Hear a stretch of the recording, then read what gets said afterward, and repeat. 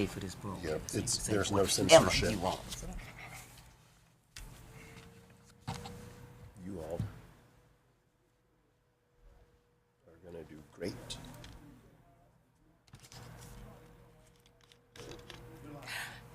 Good evening. I'm Jeanette Pollard, the host of Culture, Class, and Consciousness. Thank you so much for tuning in this evening, and thank you so much for your continued support of this broadcast. If you have been a juror in the past or you are anticipating being a juror, I think this broadcast will be very important and informative for you to tune in. So let your friends and other people know about this live Facebook broadcast. The title of this segment is Juries and You, a guide for concerned black citizens. And I was so pleased to have these four people on because, as some of you may know, a young man last week in Kansas, in Wichita, Kansas, I think it was convicted by not a jury of his peers for 12 years. He got 12 years sentence for kissing a Caucasian female. So I don't know if they're going to talk about this, but we have some scholars here, some black legal scholars, and I'm just going to give their names and I'm going to have them introduce themselves. To my far left is my colleague and fellow freedom fighter, attorney Amos Jones. He is returning, and he's been on here several times, and I anticipate him coming back in a couple of weeks with some more political and social action issues. Next to him is attorney Gilda Sharad Ali. That's correct. Next to her is attorney Benoit Brookins. Yes. And next to me is attorney Deidre McCann. Yes. All right, so I thank you all for being here this evening.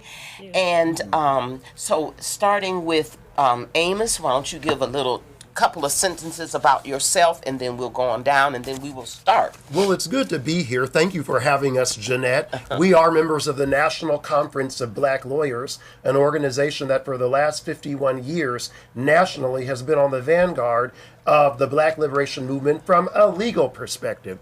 And our objective has always been to empower black people through advocacy, through representation, through education. We count among our membership in our local Washington, D.C. chapter retired professors, active professors, activists, attorneys, people who've served in government, people who've even been on the bench, and people who've been around for more than 50 years, since before the organization was even founded. We have lots of experience with juries and the empowerment that juries allow our people. And we've come tonight in that vein to help the audience understand, being potential jurors, actively serving jurors, future jurors or past jurors, how critically important their role is, especially from a black liberation point of view. So I'm so happy to have to my right here Gilda, who can tell you about herself and her work with juries and with NCBL D.C. Okay. Good evening, everyone. My name is Gilda Sharad Ali. I'm a practicing attorney in the District of Columbia. I have been a criminal defense attorney for over 30 years, and I am still a practicing attorney. However, I am winding down. I expect to retire. You speak up just a little bit. I expect to retire next year completely from the practice of law. But in the meantime, I want everyone to know that it is critically important that you become a juror when it's your turn to serve. Too often, many African Americans find ways to get out of jury service because they just feel that they don't want to be there if they have to convict somebody or something of that effect. What we want you to do is to come in, serve on a juror, listen to the evidence, and I'm going to say some things during my time while I'm here to let you know why it is important for you to be on a jury. And a jury of one's peers includes people who are of different backgrounds other than white American jurors. So we want you to come in, be a juror, serve your term, and you'll find out more during this session as to why. And Attorney Gilda, what law school did you go to? I attended Rutgers in Camden, New Jersey. Okay. And I graduated several years ago. Prior to that, I got a master's degree in education, and prior to that, I got a bachelor's degree in education. All right. And I was a teacher for about 5 years before I went to law school. Okay. So I have a lot of experience in a lot of different areas. Okay. Attorney Benoit. Yeah, I'm Benoit Brookins. Speak up just a little bit. I'm Benoit Brookins. I primarily have been an activist in the housing area, where we've done like 9 bench strikes. Of course, they all had to be juries with the lawyers. That's what they advise, so we take them along that. But mostly I've done work on the international side, and one part was work on the international and generalized system of preferences, where we're enforcing worker rights protections, and we want to make sure, at least when I was in the government, we're looking to see that other countries are protecting primarily workers, but they can cover journalists, and if they have jury trials and so forth, we want to make sure that the prosecution is fair, and it's fair to make sure that people who are out advocates like us are protected. Okay, all right. And I'm Deidre McCann, and I am one of the co-conveners of the National Conference of Black Lawyers D.C. branch, along with Amos Jones here. And I also served as the secretary of the D.C. chapter when Gilda Sharad Ali was the president of the National Conference of Black Lawyers, the D.C. branch. I'm a practicing attorney. I've been practicing for about 30 years, and I practiced with Gilda probably about 15 of those years. I was doing primarily criminal work at that time. Now I'm doing personal injury, family, contract, and civil representation. And I'm here to talk about also the fact that a lot of times when people talk about juries, everybody thinks about the criminal cases. But I wanted to also express how important it is to serve even on the civil juries, because a lot of times if we're not there, one of the things that I say that you can't make a decision, or you cannot affect any change if you're not in the room. And that, I don't care if that's the boardroom or the jury room. So it is important, as Gilda said, it's very important that we're in the room. I want you guys to listen up. We'll have some information that you know, some information that you don't know, but we do want to express how important it is, because a lot of times we sit back and talk about the problems that's going on, or how people are getting locked up, and how this is unfair, the system is unfair. However, we're not doing our part. We don't want to be on the jury, and in D.C., I will say, the juries typically don't look like a jury of our peers. So. Okay. Interestingly enough, I think are the jury pools from people who are registered voters? Not only just that, it could be a registered voter. It could also be because in D.C. you registered for a car. Yes. To own a car, an automobile. You have a registered. You have a home. They take it from all those different areas in D.C. Wow. I have, in all my years, I've only been called to one jury duty in all my years. Wow. All of my years. In the District of Columbia? Oh, no, I never had property in the District of Columbia, but in Maryland, in Michigan, I was called one time. And I wonder if it's because they knew my mouth was big. Well, one of the things I did notice is I came out of Milwaukee, and oh, God. And jury duty, they would, my poor mother, they would call her like every time they needed a jury, it seems like. And I looked at it, and the way they put you in a big pool, and they really want people to come out to be jurors, and she seemed to not mind, and but basically the jury pool, and every time they do it, every year they do it, and she would be called, and she was just as happy to go out. On the other hand, I would say I'm an attorney, and I'm not, and they would say okay. They used to say okay. Now they don't. I was in D.C. like clockwork. Every 2 years they call me. I serve my tour of duty. Now that I've moved to Maryland, they call me. I was a little concerned that other people were being called for the grand jury. The day I moved from D.C., they called me for the grand jury in D.C. So I think the basic process is that you do want a broad pool, and you want everybody to participate in the process, as Gilda said, especially for civil trials and the ones I talked about. So if you have a problem, you want somebody like you, who's intelligent, who's open-minded, who's fair, who's going to listen to the process, and they're going to make the decision about you. And so I want somebody like those of us who are here and our friends to be part of that, and that's very critical. Okay. So, can you explain to the viewing audience what juries are and their origin? Anybody can jump in. Jury's origin is almost unknown. Back in the early days in England, hundreds of years ago, the idea of meting out justice had to be done in a collective environment There wasn't a telephone or lots of express mail and things like that to summon people. So the council or the court would decide to have people essentially vouch. It was almost a vouching system of collecting people to decide based on what they heard what the truth was. And that's what, in the final analysis, a jury evolved to be in the more traditional, more recent, modern Anglo-American process. That is a process of fact-finding. You hear the term trier of fact. It can be the judge if one in a civil case elects a judge rather than a jury. I'm an employment discrimination lawyer. We always demand a jury trial because we believe that a cross-section of people are more likely to be more in touch with what's going on in the real world in an employment discrimination type matter than a judge might be. Also, one judge can be predisposed in particular ways that might not be sympathetic to you or your position. So a jury is designed to be a democratic process of fairness and accountability. It's even covered in the Constitution. That's right. Providing rights for criminal folk. And it works pretty well a lot of the time. Jurors take their job seriously. There is a jury selection process in each kind of court where the attorneys on both sides get to help pick the jury. What is that term called? Is this something? There's voir dire. Okay. And there's and the jury selection process as well. Is what it's known as. An example of how most people in America saw this work was in the O.J. Simpson trial. Okay. The O.J. Simpson trial in California demonstrated the extent to which race can matter in terms of people's views and belief groups, and whether evidence is taken to be relevant or not depends on that particular group of people in that community. So the jury role is almost dialogical with the actual law itself.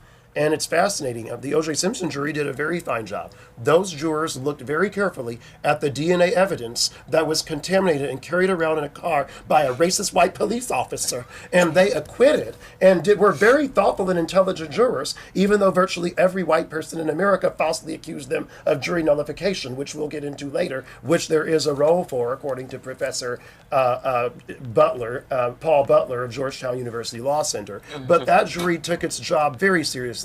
It was not a black jury. There were several whites on it.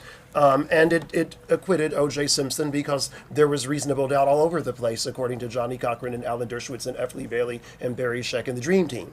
Probably shouldn't have taken a Dream Team to acquit, but when it's a black man accused of cutting up a white woman, you have to pull out all the guns. Okay, well, allegedly. Allegedly. And also there are three types of juries, too. There's the petty jury, there's the grand jury, and there's the civil jury. And the petty jury is the one that most people are familiar with.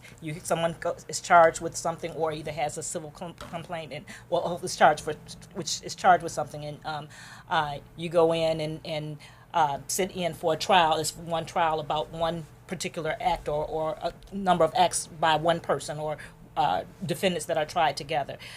Then there's the grand jury, and grand juries are you sit for, and most of those petty juries sit for 1 to 5 days or something like that. 1 day or one trial. Yeah, 1 day or one trial, and then it's sometimes if it's a murder trial, it can go for a long period of time. But It's 1 day or one most trial. of them are between 1 and 5 days, and if you're not chosen at the end of the day, then you're released. Okay. Grand juries, on the other hand, you serve for 27 work days, and these grand juries, they are the juries that get the case before the petty jury gets the case, basically, because they come in and you're with a bunch of other people, and the prosecutor gets to present his evidence, or what he claims to be the evidence, not even, and the defendant doesn't get to rebut or anything, but he just gets to present the information that they feel that that they think can make their case, and then this jury determines whether or not they come back with an indictment with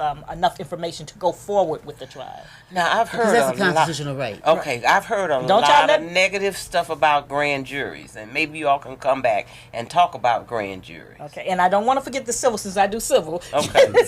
Civil juries. Civil juries. You don't always get a civil jury. Just so you know, you don't always get a trial in.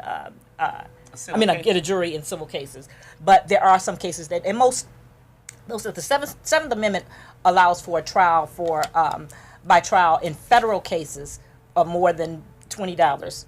you can have a jury. However, most civil cases are not tried in federal court, and so therefore it's up to the states. Most states do allow for you to have a trial by jury in some cases, but you, like in small claims cases, you don't get a jury. Right. You know, in family cases, you don't get a jury. So there are some cases you don't get a jury. And actually, in criminal cases, there are some cases, depending on the amount, you don't get a jury as well. Well, the 1996 they had the Criminal Streamlining Act. Okay, that's federal. That is in the District of Columbia. Okay, 1996. 1996, and that they had the Criminal Streamlining Act, and as a result of that act, if you have a misdemeanor of less than 1 year of incarceration, you are not entitled to a jury anymore. Right. Wow. Bench trial only. And the thing about it, from my days, going back to my days of practicing criminal law, there oftentimes they would give you, they would charge you with the misdemeanor. Right. Therefore, so you wouldn't be entitled to a jury. That's right. They still do that. Wow. Right. It's a So criminal- there's loopholes that that the prosecution can use. Right. You can have 5 misdemeanor cases Yes. that if you're found guilty and they're stacked one after the other, Yes, sir. you could end up in jail for 2.5 years, but you do not get a jury trial. Right. No. And And that's been jurisdictions- challenged, and that's been established as being constitutional. Yes. Wow. Jurisdictions matter. A lot of the criminal law is state law oriented, and some states don't have the grand jury system where you don't have the grand jury handing up the indictment. That's another layer of democratization. Now, it's frequent that the prosecutor gets her or his way with that indictment. And there's a running expression people have heard, a DA can indict a ham sandwich. That's And that's Yeah. because they so sway it. And it's uncross-examined Yes. evidence. And we put Deidre did something interesting by talking about what they claim to be evidence. And that's true. Whether something is even evidence or what it's evidence as to is in the eye of the beholder often. Right. And the belief groups and the people on that jury determine what in fact is fact. So it's an extremely powerful position that jurors sit in. Yes. So how grand juries are picked the same way that they pick people based on if they have property or if they're registered voters, things like that. They just pick people, call people. Not only they call them, they also have to know that they will be serving on a grand jury as opposed to a regular or petty jury. Because a grand jury, once you're on the grand jury, you are there Yes. for several weeks. Yes. And Oh, you really? report in every day, yes. At the U.S. Attorney's Office, in the grand juror lounge and room, you are not in a courtroom. And they bring in the evidence. The only time a defendant can have anyone appear at the grand jury is if they're called to the grand jury and they want their lawyer to be present, the lawyer has to sit outside Right. of the grand jury, and they can go outside and discuss issues with their lawyer before they go back in and answer a question. But that's the only time defense attorneys are allowed to be there. And they're not allowed inside of So not the allowed so that inside. stuff that we see on Law and Order about grand juries, where the lawyer is there, the defense lawyer is there. That's not true. In front of the grand jury? That's probably That's not the true. grand jury here. It makes for good TV. But also, the grand jurors themselves take an active role in questioning more so than they would at a trial. They can request more information, but they don't interlope into the lines of questioning. But in the grand jury process, they can interrogate, the prosecutor, the witness. I mean, it's extreme. It's almost free-for-all. informal. It's almost informal compared to what we're accustomed to seeing in the courtroom. Yeah, grand jurors get an opportunity to question the witness before the grand jury. Yes, they do. Do you all think that's fair? Sometimes when you get that grand jury transcript, they bring out evidence more favorable helpful. to your side than to the other side. Okay. So it's good to have them asking those questions. Okay. Okay? Because quite often I have found that the questions they ask lead to something that's better for the defense. Okay. Because you had to realize that the prosecutor is only asking questions that they feel is going to be helpful to convict the Exactly. defendant, whereas the juror, the jury's people are asking questions to try to get to the truth of the matter. What did this really happen? So the prosecutor might not ask a question that they think might shed positive light on the Absolutely. defendant. Absolutely. Okay, gotcha. And it's so cultured at times. There was a case in our criminal law case book, in the evidence case book from years ago before there were large numbers of black professors or judges or lawyers. And it was a black defendant in a criminal case who wore we called them stocking caps that help you get like men to get their hair right for the day. Right. Wave And caps. right. So a do-rag, Yes. and Yes. but the guy got convicted because they thought that that was just so dispositive to the jury that he was covering up in order to go commit a crime. And so blacks understood that as not necessarily like people wear those to bed all the time Yeah, keep your in head order to out. look fly the next day. So that informed years later the discussion of this in evidence classes and how the jurors matter. It can even be divided where people are on the same side but come at it from a different angle because of the multiplicity of views. During the OJ trial, I had a very smart friend, African-American female, in AP English with me. We were seniors in high school when the OJ trial came. When the verdict came, it came during AP English. And before that, she had said she thought that OJ was not guilty because her whole logic was, how can one person kill two people? That was her whole thing. And I said, well, that's right, because they have this video showing OJ in an exercise video several days earlier, and he had such bad arthritis, he couldn't even touch his feet. So, that's a serious question. Now, she disagreed with her father because her father thought that he was not guilty, and his whole rationale, being an older African-American man, his position was, just because you beat the H out of a woman in 1989 doesn't mean you killed her in 1994. To which my friend said, actually, studies have shown that there is a strong link between them. So these are the discussions that happen in the jury room, and people really do take their job seriously, and they come to an understanding and a vote. And I guess in criminal cases like that, it has to be unanimous to convict a person. And if they don't all vote to convict, and correct me if I'm wrong, that's why Bill Cosby had a hung jury and did not get convicted in the first trial that they tried him on recently. There were people who said, there's reasonable doubt here, and I'm not voting for a conviction.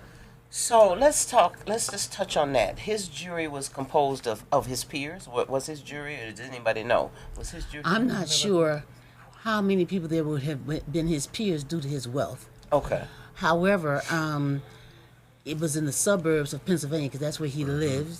Okay. And they had a hung jury because they could not come to an agreement even after they were given instructions by the judge to try to come to an agreement. Okay. Because what the jurors will do is after they deliberate for so long, they let the court know, we can't come to an agreement. Okay. And then the court has to give them an instruction. And as lawyers, we know that's called a Winters instruction. And Winters? yes, Okay, a Winters instruction. That's based on a case. Case name, yeah. And you have to, the judge tells them that there's no more reasonable people than you, and you can go back in and give another try. And if you are if you on the side of conviction, listen to your fellow jurors who are talking about acquittal. If you're on the side of acquittal, please listen openly to your fellow jurors who are talking about conviction. And then they say some other things and they send them back in there. Okay. It has the potential to strong arm the jurors into coming into a decision. Okay. Especially if it's a lopsided view of, say, 9 for conviction and 3 for acquittal. It has the potential to strong arm those 3 to go with the other 9. Okay. I find that to be true. That's why we want you out there in the listening audience to not to be swayed. I'm not saying not to listen, not to be reasonable, but if you are strong in your conviction Yes. that this person is not guilty or that this person should win this case or whatever your conviction is, don't let, just because that majority is saying this, don't let them change your mind. opinion. Yes, yes. And And I want to lift up something that Amos said too, when he talked about the jurors who had said this guy with the do-rag on must have been out there to commit a crime because he was trying to have a disguise, and African Americans was looking at that as would know that that's that's just something to keep their hair fresh. That's why it's important to have us represented on the juries because these could be very fair-minded white people that are on the jury, that just really believe that. That's what they believe, that's a disguise, and don't know. And if you're on the jury, you can educate them and say, no, this is what this is cultural. it's cultural. You wear that for ways. And even if you don't convince them, you can say, okay, well then I'm not voting guilty based on that. You know, so you could have so it's so important. I mean, and that's one of the things we want to say. It is important. And I heard Benoit say something, and I heard him say something.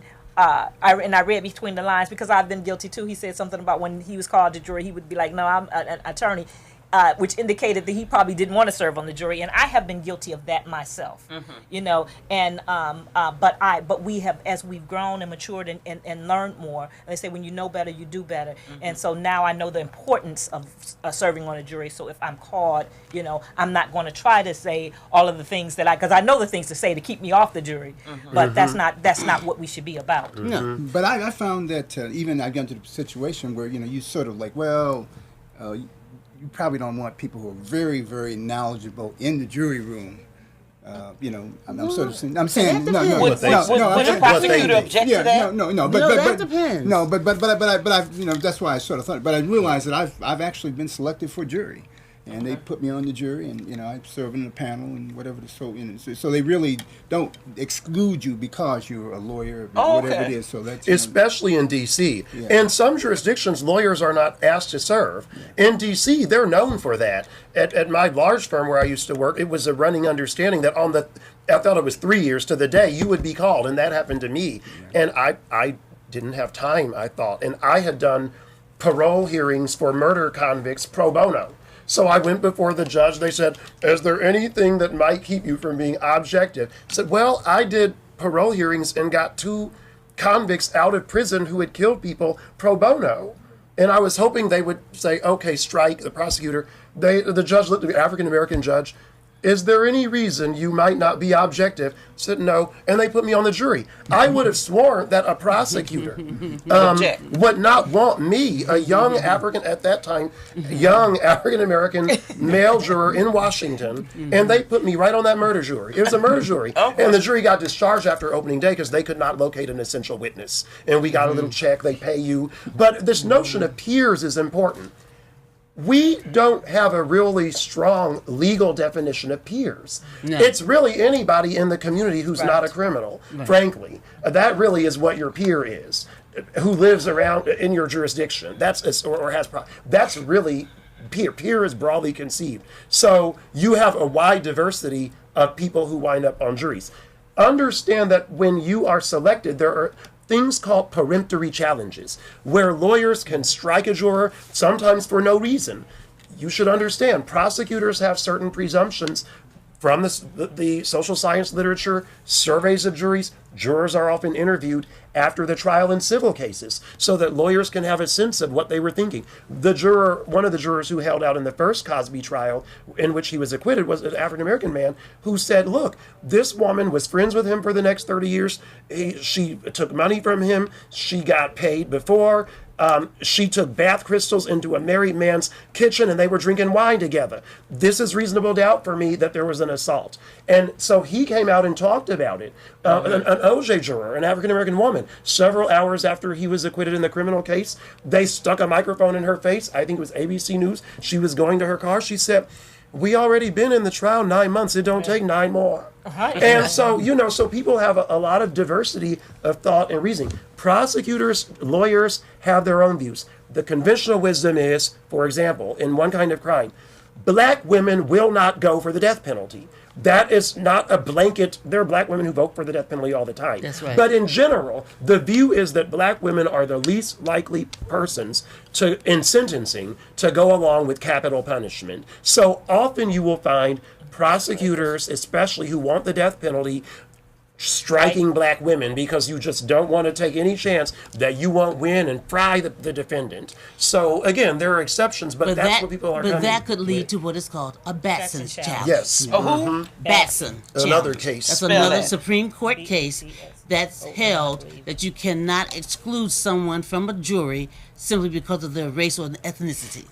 But the problem is that they try to get around that because they'll try to find some other reason that They try to find some they'll other say, reason. You know, he looked at, when I looked at, he didn't give eye contact. He didn't seem like he was paying attention when we were asking him questions. They'll try to use a different reason. So Something like lame like that? In other words, they would never say, "Oh, I struck her because she's a black woman." They would never say that. But that's what's going on, and that's why our viewers need to understand when they go in for selection and things. Be aware of how biased people might be when you're answering the questions and how these things can turn out. Okay. But the court is also aware by subsequent cases that if all the black women are struck by the prosecution, then that is in fact a Batson irregularity. And you can't give any kind of other reason you want to give.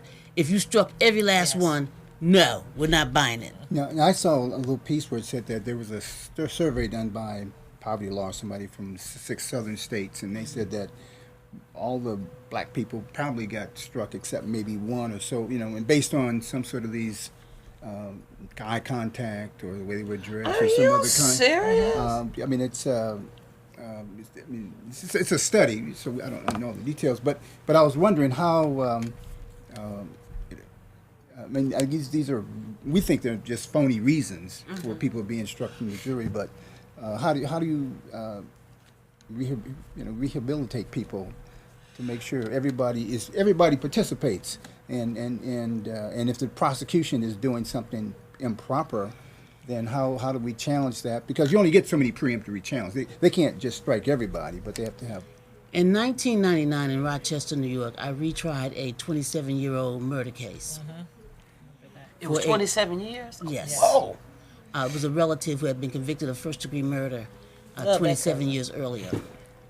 And I went up there and we had a retrial of the case. The government gave me the discovery, and I went through the discovery with a colleague. And what we discovered was that there was a lot of things that were never brought before the jury in the first instance. One of those things was that the decedent died from asphyxiation, but not because somebody tied a scarf or a tie around his neck.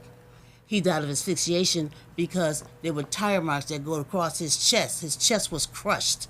His ribs 3 to 9 bilaterally were crushed. So there were tire marks on the pictures. So that's how he died.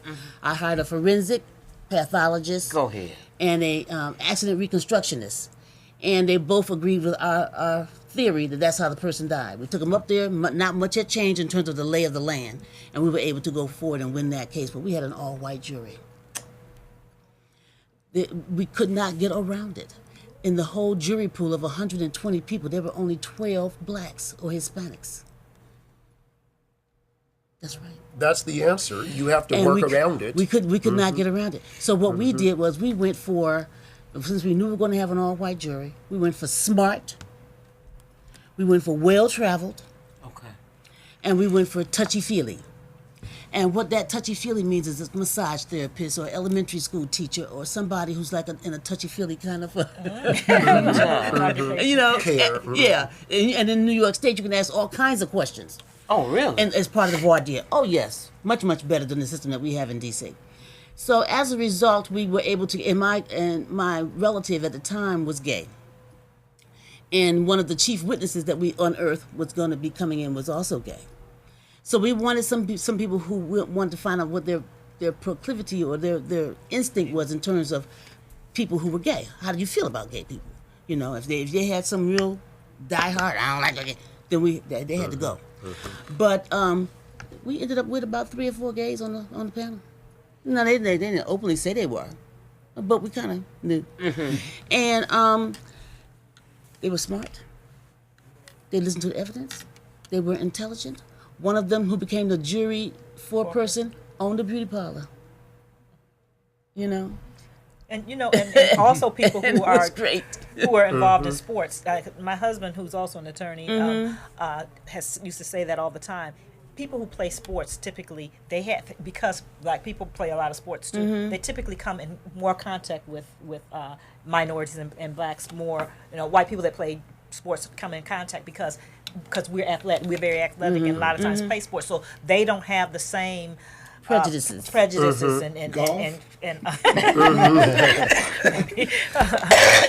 But they don't have the same prejudices and views that or predispositions Yes. as some people who don't.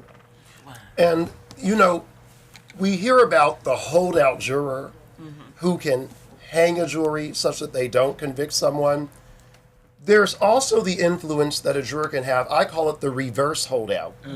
I think of the woman in the Trayvon Martin case, the white female juror who we now know was related in some way to the lawyers involved in the prosecution, who after the jury came and acquitted George Zimmerman, she said that she felt sorry for George. She turned other jurors who had come into the jury room after the trial closed, ready to convict him on some counts. And she convinced them through authoritative speaking and so forth. As one of the other jurors told a reporter, I believe that he was profiled, but we could not convict him. And they really thought that, I guess, reasonable doubt meant you had to have a video camera and an oral confession of the crime. No, you can have beyond reasonable doubt or no reasonable doubts at all, and still not have eyewitness people or a confession. And so that one person was able to turn people toward a full acquittal as well. And that's another reason in criminal cases and also in civil cases, it's important to bring your knowledge. Not all juries have to be unanimous in some of these other kinds of cases. Okay. So you want to be bold and be open in the jury room if you're selected and serve, and don't be shy and don't be snowed either.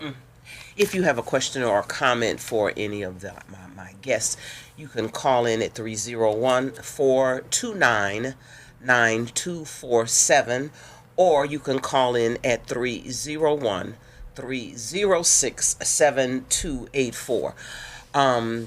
They are all extremely knowledgeable, and I am so glad to have them once again. And I would like for each one of you to, if you think, an interesting trial that you were the defending attorney. If you can do that, can you do that ethically? Without mentioning a name. Right, yes. But I would like to talk about, before I talk about my trial, I'd like to talk about a trial that occurred last year where my daughter was on the jury. Okay. And ended up being the jury foreperson in the District of Columbia. And the judge knew that her mother was me. One of the defense attorneys knew during the voir dire that I was her mother and knew me. Is your daughter an attorney? No, my daughter is not. My daughter's a speech therapist. Okay. But they ask you a question of, do you know, during the voir dire, do you know anyone who's an attorney, worked for a law firm, went to law school? That's one of the questions. Okay. And of course she wrote that on her pad, yes I do. And they wanted to know who that was, and she said her mother. So they bring them up one at a time to the bench, and they say, who is it? And she said, I'm the daughter of Gilda Sherrod Ali. She's a criminal defense attorney in this courtroom, in this courthouse. The judge knew right away. He said, okay, this is Miss Ali's daughter. And asked the defense attorneys. One of them knew. She said, yes, I know who she is. The other one did not know. The prosecution knew who I was and left her on the jury. She became the foreperson. There were only 3 more blacks on that jury. Out of 12, there were 4 blacks and 8 whites. They got in the back. They started talking about who would want to be the foreperson. She raised her hand. They said, okay, you got it. And then they started going through the evidence, and she said, no, wait a minute. Let's see now, before we go through the evidence, let's have a show of hands as to how you're leaning. This is my daughter. How you're leaning. And if you're leaning towards conviction, raise your hand. It was a burglary 1, 2 co-defendants. Raise your hand. Half the hands raised for conviction.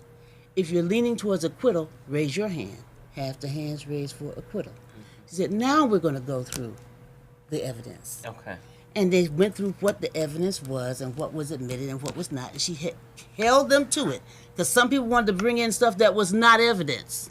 Like, That's critical. That's why you need to be on the jury, because you will have people in the back trying to put in stuff that's not evidence, and most of the time that'll be somebody who wants the person to be convicted.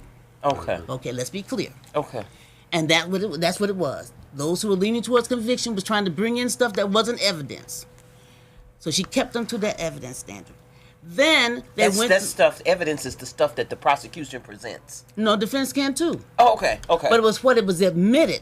And the court will say whether it was admitted or not. And there's an evidence list that goes in the back with the jury. Okay. And you can only talk about evidence that's on that list. If it's not on the list, you cannot consider it. And every juror gets a copy of that.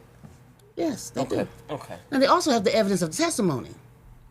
But if it's physical evidence, it has to be on the list. Okay. Right, Didi? Oh yes. Absolutely. Okay. So they were trying to bring in stuff that was not evidence. She had a battle to keep that out. Those were the ones who were trying to convict. You have to watch the ones that are trying to convict when you're on the jury, because they will try to find any old reason to convict the person. Yes. And by the time they finished, and it wasn't long, they were all saying acquittal, Okay. because she kept them on the evidence. She kept them. Oh, somebody She on kept line them. one. Kept their minds locked on what they're supposed to think about.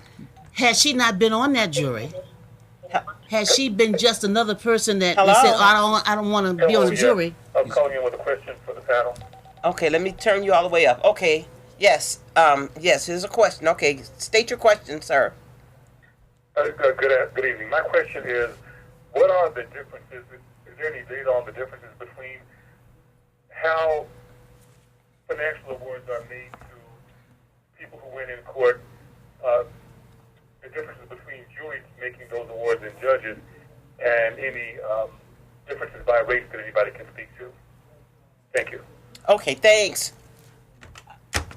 I don't know. In short, I don't know whether or not there's a difference between judges and juries, but I would assume that more than likely juries are going to give more than most judges. The judges will look more critically with more technically.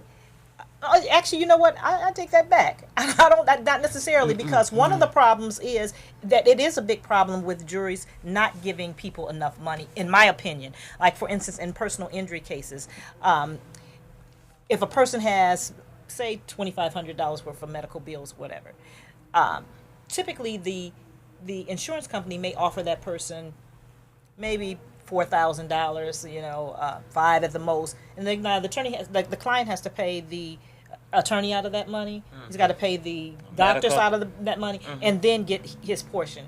And so, but they make that lowball offer because juries do not give enough. And so, one of the things I'm trying to convince people is start giving bigger awards. If it's $2,500 of medical, if jurors start giving $25,000, then that will force the insurance company to negotiate in good faith, because they don't negotiate in good faith. They don't, they make and most of those cases, $2,500 case.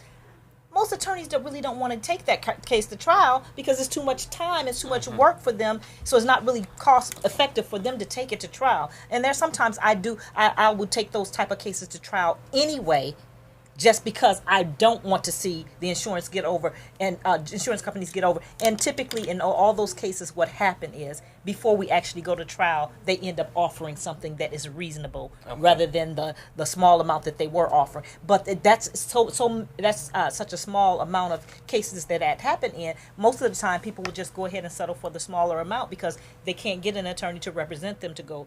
And as far as the judge would probably would give a little bit more. Actually, would give more than the juries. But if you guys are listening, maybe you will start to rethink that. Because it's unfair. And the one thing that I'd like to say too is that insurance companies makes millions of dollars, billions of dollars from people every day, and probably 99% of their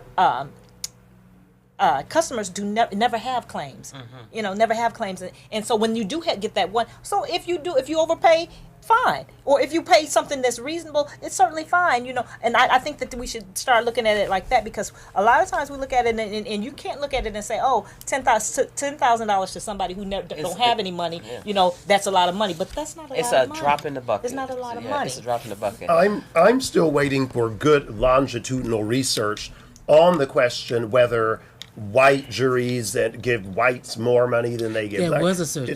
there was a study done on that Okay. back in the 90s. Okay. Because I remember reading it at a time that I was litigating a case for the Roots Activity Learning Center. Oh, they used to be over on Kennedy? Yes. That one or the The original Yeah, it's school. on North Kennedy. Capital. North Capital. Right. Oh, okay. Capital. And I won that that's case. the private school. And you Private won. schools. I won. Yes, I won that case. I can believe that. Well, it was halfway through trial. They didn't want to give us the money. We said we got ready for trial. It was halfway through the trial. We had Judge Green in U.S. District Court. This is AT&T Green. That's the one who broke up the AT&T monopoly. Who I found to be a very challenging person to try a case in front of. Let me just put it nicely. Right. And I was studying jury awards at that time, and I forget who did it, but somebody did. If you look around that time period, somebody did a study to show that black lives are not valued Right. as much as white life. Right. Black injuries are not valued as much as white injuries. Obviously, right. So you Right, you have this disparity in awards, and I'm representing a black school, okay, but I had a majority black jury in Okay. the District of Columbia at that time. So they were sympathetic to my principal, Bernita Thompson, and the school, Okay. to the point where after they were dismissed and they did not come to an agreement, because we settled mid-trial, they wanted to know whether or not she was going to get any damages for pain and suffering. And it was not even a pain and suffering case. So we was getting ready to take them to the cleaners is what was going to happen. So, yeah, so it's well established for the caller, that black people always get less money. Yeah. And what I'm looking for as well is to see the extent to which blacks themselves do it too. Part of the problem is What do you mean blacks do it too? often blacks devalue blacks as well. Absolutely. Okay. And that's as why jurors. blacks kill other Yes. black people so Okay. often. So you get it from all these directions. So that was a very fine early study. I wish I could remember who did it.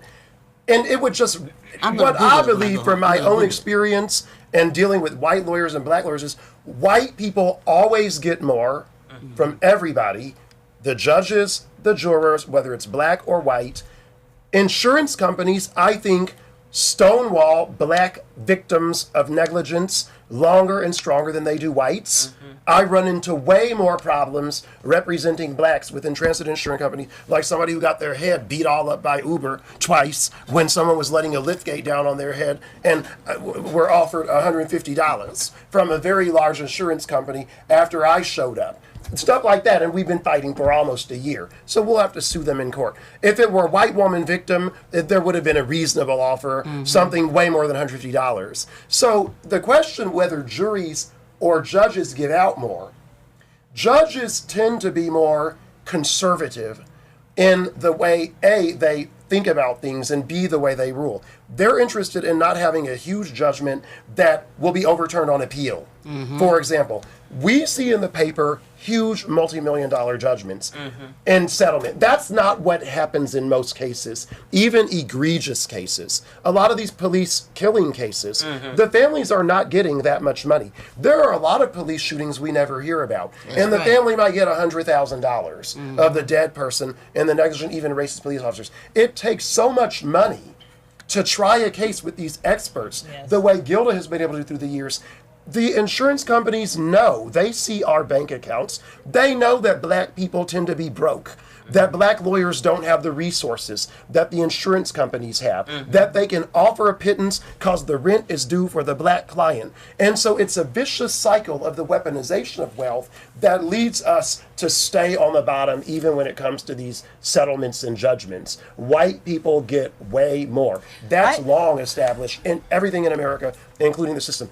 The jurors in Washington, D.C. and Prince George's County need to change that. You need to be aware of it, and you need to jack up those verdicts. I will tell you, and PG County gives more than D.C., but I had an interesting case a couple of years ago where it was an EEOC case, and so there was no jury, but there was an administrative judge. And my client she was on disability, and they arbitrarily took her off of disability, and, well, they basically kind of forced her into retirement. And so we fought it. I won the case, and the judge, and it was so interesting because the arguments that I made to win the case, the judge actually said it was a black person representing DCPS. I was representing the teacher, and we had a Hispanic judge, administrative law judge. She Federal? ruled. No, this was in State. DC, but PS, yes. Okay. She ruled in our favor. However, she stated that she said basically that neither one of us argued this. Like, she discounted his argument, she discounted my argument, and this is the ruling. But she used the things that I had argued. Like, for instance, one of the things that I'm trying to remember what it was that I had stated that that my client had never, in order for them to take her off of disability, she had to have recovered from the condition that she went out on. That she had went out on. And so they were saying that basically they had someone say that, that she was unfit to work anyway because she had some mental disabilities. But the injury that she had suffered, she had been hit in the head with a book or something, and she had suffered physical injuries. They never showed that those issues had resolved, and so that was part of my argument. So she makes the ruling, and in the ruling it looked like I never made that argument. She said that she's discounting my argument, she's discounting his argument, and this is the reason. So DCPS appealed because she granted $200,000. They appealed, and I appealed too because I was like, she's really entitled to like $300,000 when I put forth everything. When first it came back, what I did was I politely put in the things and also indicated the thing. Had the transcript, and I had the transcript where I said these things, where I said I even introduced evidence of medical records showing that her physical condition still existed. So clearly that was part of my argument that I raised, that these physical conditions still existed. So she was overturned. I went back to her. She granted it, and then we appealed again because we wanted more money, and they ended up giving us $19,000 more. I still feel like that she should have got closer to $300,000. Yeah. But I thought it was interesting that this judge would basically discount what I had argued. It is, and it's not just in law, but I've seen it. I've been a nurse for 47 years. I have seen the discounting of what black folks have to say, and when you have more education, more experience, and everything, and she did it because I bet you she had the power. Oh, I'm over them, and I'm not gonna give either one of these black folks. It irks me that happens. We need more court watching. We do. Or put cameras in the courtroom. Two things. Cameras in the courtroom. I'm for court reform. I call it court reform.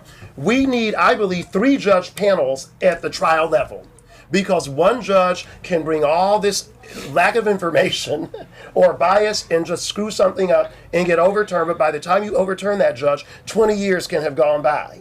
And so just have 3 court panels. When you go on appeal, it is 3 judges. And so they have to discuss. They can't look at each other and lie about what's in the record the way a single judge at the trial will often just ignore and maybe even lie in the rulings and misrepresent and lie. That's my next article coming out. The extent to which judges just will lie in many cases about what the record says. So that's a problem. We should have cameras in these courtrooms. We want to act as though court is dignified. I respect the courts. completely enough to have it air like C-SPAN for courts. And we need to stop letting clerks do a lot of this work in federal court. These are people many of times who have not yet even passed the bar exam. And here they are writing and drafting opinions, and they've never practiced law a day in their lives. Oh, really? Double the federal judges' salaries. So you get the best judges. Now they're having to take big pay cuts. Those salaries have not kept a pace with private practice in this town. So the federal district judges are earning, after 30 years of brilliance, what a first-year associate at one of the most prestigious firms might be making. That used to not be the case. So there's a compression, if you will. We need to raise those salaries, have 3-judge panels, stop relying on clerks at the federal district court level, put cameras in those courtrooms, beam it out on TV so that the whole world is watching. One reason the OJ trial was properly resulted out the way it was the criminal trial is that there were cameras in that courtroom and Judge Ito knew it. I will say 2 things, 2 resources people should look at when we think about discounting black jurors and black opinions. There's a book called The Good Black by Larry Mungeon, The Good Black. It came out roughly 20 years ago. This was a law firm associate, black man, had gone to Harvard Law School. He was from the Gullah people of South Carolina, great lawyer. He was denied partnership at a major white shoe law firm. He sued in federal court in D.C. and got awarded a nice judgment. It seems like it was $800,000 maybe. This was back in the 90s. On appeal, you can win in trial court, and the defense appeals it. The D.C. Circuit Court of Appeals ruled that no reasonable jury could have found that that firm discriminated against that black man. And they took away the verdict and took away the money. And that's what can happen as well. One thing that we also have in the scholarly literature is that judges, when you're dealing with white-collar employment discrimination plaintiffs, judges, including black judges, tend to view very skeptically black professional plaintiffs, not blue-collar plaintiffs. And the reason is, this is now taught in employment discrimination classes, those selection criteria and methods and processes that the black professional plaintiff is putting on trial are the same systems that let that judge get on the bench and advance. And they reflexively and psychologically defend that system, including the black judges in many cases. And that's why you need 3 people instead of 1, and cameras and court watchers in there, so because everybody has their proclivities. Judges and juries are people. Lawyers are people. Well, I don't know if I can say that, but I'm going to say it anyway. Go for it. Tell it out. When I was a witness to your thing, tell it out. The way that judge spoke to you and the way I was appalled.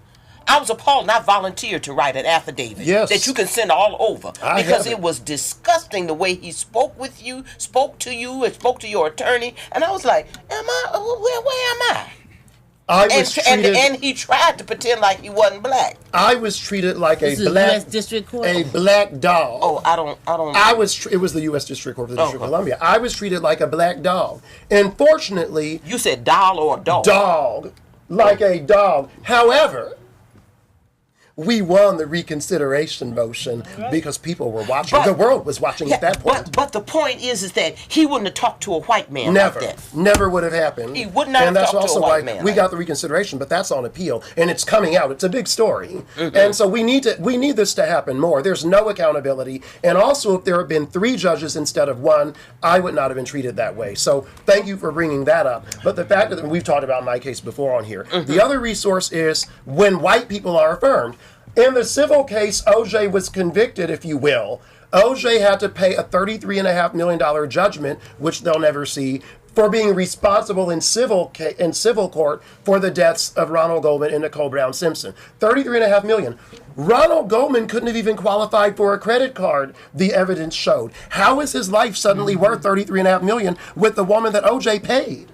But the white jury decided, and it was upheld on appeal. So white words are validated no matter how ludicrous how violative of precedents. White lives matter, but black people ain't worth a darn. And we've got to fix this. And it will happen only through the juror box, only through court watching, and only through the vigilance of these kinds of lawyers up here who have won these cases against all odds. You wanted to say something, Gilda? I wanted to say that many times you have judges, particularly black judges, and I don't know why they do this, but once they get on the bench, most of what they do is to make sure they remain on the bench. They're not going to go against the grain. That's not everybody, because some of them do. But primarily, they're not going to go against the grain. because it was so difficult to get there in the first place. And some of them, many of them who are even practice that way, also make every attempt to protect defendants' rights. They still do that. But they won't go against the grain because they don't want to lose their position. And you know, I just had lunch with, dinner actually yesterday with a friend of mine that's a judge, and she's a judge in Maryland. I'll just say in Maryland, and she talked about the fact that she even experienced discrimination as a judge from other judges. I can believe it. I can believe it. And that they are, and that the black judges are concerned about. Judge Laura Blackburn in New York, who was the first mother-daughter judge pair in American history, serving at once. Our Chief Justice, Anna Blackburn Rigsby, an outstanding judge, and her mother and daughter were together serving in different courts. And she was railroaded for talking down to a bailiff. When you boil it all down, I mean, and I've never had a conversation about this other than teaching it in my Black American lawyer history class, but she was basically, her only offense, as far as I can see, was judging while black and a black woman. And like you, she had been a school teacher, and she was an outstanding judge in the drug diversion court. But and there were a lot of people her. but a lot of people came out to support her. They did, but that's just, and they have that white male judges state who had sex with people who were on the witness stand in criminal trials in New York State. So that sends a clear message to black people: you have better not step out of the white line, or there may be hell to pay. And that's why, in closing, Paul Butler, the great professor of Georgetown University Law Center, formerly of GW, has come out with some radical proposals for reform of what he sees as a system, and he has called for what's called jury nullification. And he has said that where black defendants are guilty or appear even guilty of victimless crimes, and you can decide what those might be, that the black jury and other well-meaning jurors should simply acquit them so that they're not thrown away with the key locked up and tearing apart black families and black communities across the country, which is what's been happening for the last 25 to 30 years. That's his position. I don't necessarily espouse that, but I do recommend that you read the good work of Paul Butler and other reformers who are serious about stopping this pipeline of black people being railroaded in civil and criminal cases. Well, there are sometimes really good reasons for jury nullification. Oh, yes. You know, I had a case recently where the victim, the so-called victim, had beat my client's mother to a pulp just prior to her going over to his house with her boyfriend, and her boyfriend beating him to a pulp. So they charged my client and her boyfriend with felony assault. But they didn't charge that so-called victim with anything. This case is ripe for jury nullification, and even the judge said so. Oh, okay. just if I could, just briefly. We're going to wrap it up. Okay, just briefly too. And also, jury nullification is proper when you have a system, when it's systematically there's a problem, like it was for so long. Crack versus sentences in crack versus sentences in cocaine. Because crack was in the black communities where because it was cheaper and more blacks used crack and white people used cocaine. Yes. And it's the same drug. Yes. But the blacks were getting far harsher sentences. Yes, I know. cocaine. I used to work at Lorton as a nurse. Yeah, so you know. So I know. This has been a extremely valuable and informative program. I would like for you all to come back at your earliest convenience, because it's just like we're just now getting to the meat. We are. And you all have not even really told your interesting stories that I wanted to get from about your trials. But we have to wrap up now. I thank you so much for tuning in, Attorney Jones, Attorney Shabbat Ali, Attorney Brookins, and Attorney McCann. Thank you so much for being my guest on Culture, Class, and Consciousness. Thank you so much for tuning in. We'll see you next week. Hopefully, I will have the young man who is suing the 3 white women in Detroit for gardening while black. Good night. All right.